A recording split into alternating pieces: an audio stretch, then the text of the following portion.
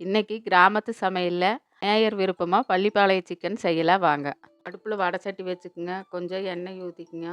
எண்ணெய் காஞ்ச பிறகு கொஞ்சம் கடுகு 10 வரமிளகாய் எடுத்துக்குங்க. அந்த விதையெல்லாம் உளுத்திட்டு சின்ன சின்னதாக கட் பண்ணி போட்டுக்குங்க. ஒரு கொத்து கருவேப்பில் போட்டுக்குங்க. கருவேப்பில் போட்ட பிறகு 1/4 கிலோ சின்ன வெங்காயம் நாங்கள் பொடியாக நறுக்கி போட்டிருக்குறோம். அது நல்லா வணங்கின பிறகு இஞ்சி பூண்டு பேஸ்ட்டு ஒரு 3 ஸ்பூன் போட்டுக்குங்க.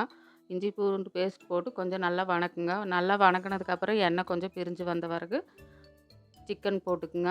சிக்கன் போட்டு நல்லா வதக்கி விடுங்க.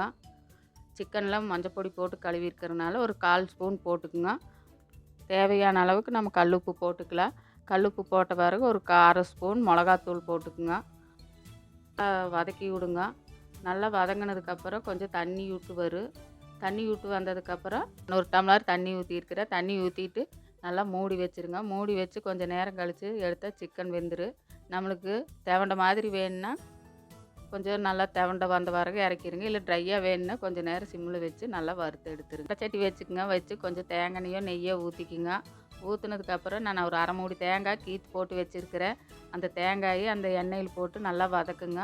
நல்லா ப்ரௌன் கலராக வதக்கி எடுத்து விட்டு நம்ம வதக்கியிருக்கிறத அதில் போட்டு 2 நிமிஷம் சிம்மில் வச்சு இறக்குனிங்கன்னா பள்ளிப்பாளைய சிக்கன் ரெடி.